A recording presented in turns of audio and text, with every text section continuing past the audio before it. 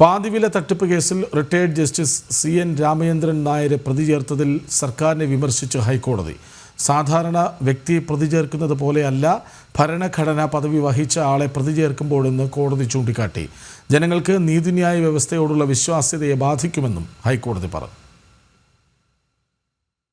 പാതിവില തട്ടിപ്പ് കേസിൽ retired justice CN Ramachandran നായരെ പ്രതി ചേർത്ത സംഭവത്തിലാണ് ആശങ്കയും വിമർശനവുമായി സർക്കാരിനു നേരെ ഹൈക്കോടതി ചോദ്യങ്ങൾ ഉന്നയിച്ചത്.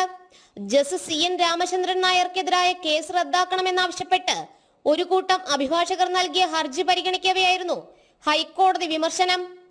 ഭരണഘടനാപരമായ പദവി വഹിച്ച ആളുകളെ വാർത്താ ഹൈപ്പിന്റെ അടിസ്ഥാനത്തിൽ പ്രതി ചേർക്കരുത്. സാധാരണ വ്യക്തിയെ പ്രതി ചേർക്കുന്നത് പോലെയല്ല ഭരണഘടനാ പദവി വഹിച്ച ആളെ പ്രതി ചേർക്കുമ്പോഴെന്ന് പറഞ്ഞ ഡിവിഷൻ ബെഞ്ച് ജനങ്ങൾക്ക് നീതിന്യായ വ്യവസ്ഥയോടുള്ള വിശ്വാസ്യത നഷ്ടപ്പെടാനത് കാരണമാകുമെന്നും ചൂണ്ടിക്കാട്ടി. ഭരണഘടനാ പദവി വഹിച്ച ആൾക്കെതിരെയാണ് കേസെടുത്തത്.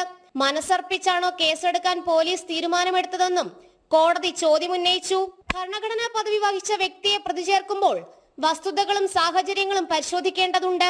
തെളിവുകൾ ഉണ്ടെങ്കിൽ അറിയിക്കുമെന്നും ഹൈക്കോടതി വ്യക്തമാക്കി. അതേസമയം ഹർജി നിലനിൽക്കില്ലെന്നായിരുന്നു സർക്കാരിന്റെ വാദം. മനസ്സർപ്പിച്ചു തന്നെയാണ് കേസെടുത്തതെന്നും പോലീസിന് വേണ്ടി സർക്കാർ മറുപടി നൽകി. തുടർന്ന് സർക്കാരിന്റെ വിശദീകരണം തേടിയ ഹൈക്കോടതി ഹർജി അടുത്ത ചൊവ്വാഴ്ച പരിഗണിക്കാനായി മാറ്റി.